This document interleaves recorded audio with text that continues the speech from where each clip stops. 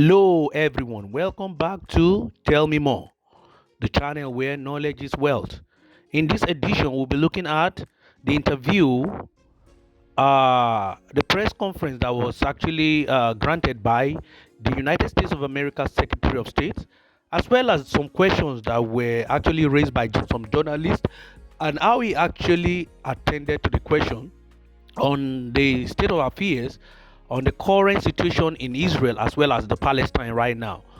We need to hear this and we need to look at it from our own perception as well as what is the position of the USA on this particular embargo that is happening. If you have not subscribed to this YouTube channel, kindly subscribe, kindly share and view as much as possible because it's something we really need to view. We need peace in the world. Thank you until I see you in my next video. Ciao, ciao. We can and will stand by Israel even as we stand by Ukraine. The United States can walk and chew gum at the same time. So let me turn to the agenda of this defense ministerial. Especially in challenging times, it's great to be back at NATO. Let me thank Secretary General Stoltenberg for bringing us all together today and for all of his leadership. Now, this was our first meeting of defense ministers since the Vilnius summit in July. Our leaders made historic decisions at Vilnius to enhance NATO's deterrence and defense, and we also had the privilege of welcoming Finland, which joined a NATO summit for the first time as an ally. Let me urge all of our allies to support the immediate accession of Sweden, which is both a proud democracy and a highly capable defense partner. Vilnius was a watershed for NATO's collective deterrence and defense. Our leaders endorsed NATO's new family of regional defense plans, and that will significantly improve our ability to deter and defend against any threat. We also established a new multinational and multi-domain allied reaction force. This new force will provide more response options to threats and crises across all domains. At Vilnius, our leaders also endorsed a new defense investment pledge. And that pledge affirmed our shared commitment as allies to spend at least 2% of GDP on defense. Let me also underscore the words of at least 2%. We urgently need to do more to fulfill the commitments that all of our leaders have made. This investment will help us strengthen our defense industrial bases, standardize critical munitions, and improve NATO interoperability. NATO's new Defense Production Action Plan will guide this important work. It will aggregate demand to meet our capability targets, encourage multinational cooperation, foster more agile procurement, and enhance our transparency with industry. Finally, at Vilnius, we reaffirmed our enduring commitment to a free and sovereign Ukraine. We established the NATO-Ukraine Council. We agreed to develop a comprehensive assistance package into a multi-year program for critical non-lethal aid. We expanded NATO's practical non-lethal support for Ukraine, including medical supplies and MREs. And that complements bilateral security assistance that the United States and other countries around the world have provided to Ukraine over the past 20 months. And I should say again that the Ukrainian forces continue to make steady progress in their counteroffensive. So today we discuss the work that we've done together since Vilnius to implement these important decisions.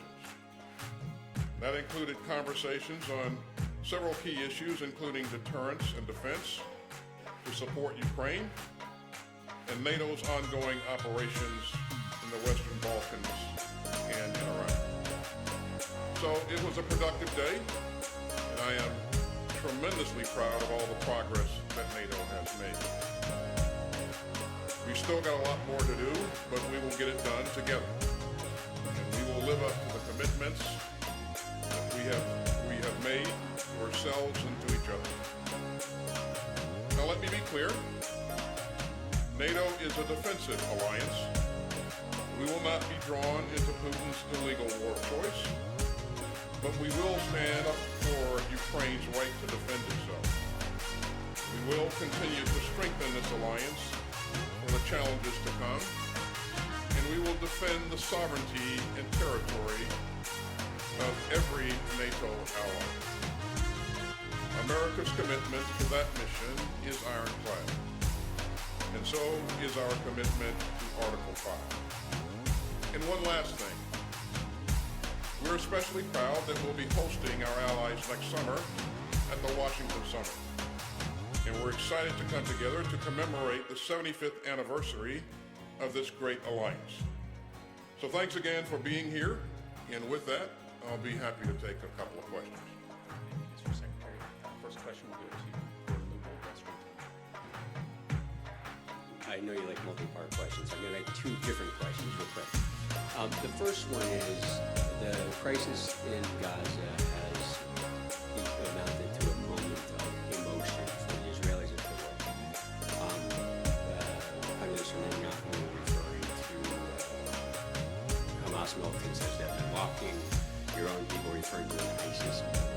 Into this emotion and into this conflict, the U.S. is pouring munitions, weaponry, and other things.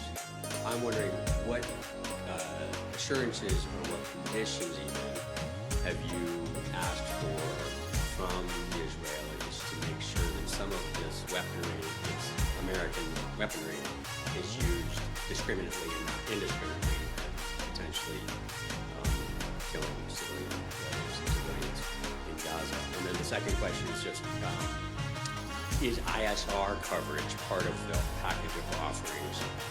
And I guess the third one, have you seen any amassing of any Hezbollah forces? Thank you. Any massing of Hezbollah forces? In terms of, thanks Gordon for the questions, but even though there were like 6 of them, but in terms of conditions that we would place on the security assistance that we're providing to Israel, we've not placed any conditions on the provision of this equipment. This is a professional military led by professional leadership. And we would hope and expect that they would do the right things in the prosecution of their campaign. And we will make sure that we'll leave it to them to define what their operations are going to look like. But again, we have no reason to believe that they would do anything different. In terms of our provision, our assistance, and intelligence assistance to Ukraine, to Israel, we will support them in any way that we can. Certainly, intelligence is a part of that, and I won't get into the specifics of what that means, ISR, other types of collection. We've worked with the Israelis, over many, many years, and those sharing mechanisms are there, those channels are there to share information, and we will look to continue to do that. So I think I got Hezbollah, okay. We've not seen any massing of forces along the border, and again, this is something that the Israelis are focused on. We are also looking for additional things that could widen the conflict here, and hopefully we won't see those things, but we've not seen that to this point. So. Thank you very much. Our next question will go to Thomas Gutsche, Frankfurter Allgemeine Zeitung. Thanks a lot, Thomas Guschka with Frankfurter Allgemeine Zeitung. Mr. Secretary, I also asked a couple of questions also related to Israel. The first one would be, have there been other allies besides the US and Germany that today pledged military support to Israel? And when it comes to this support, in your assessment, what would be or could be the further needs of Israel if this conflict continues?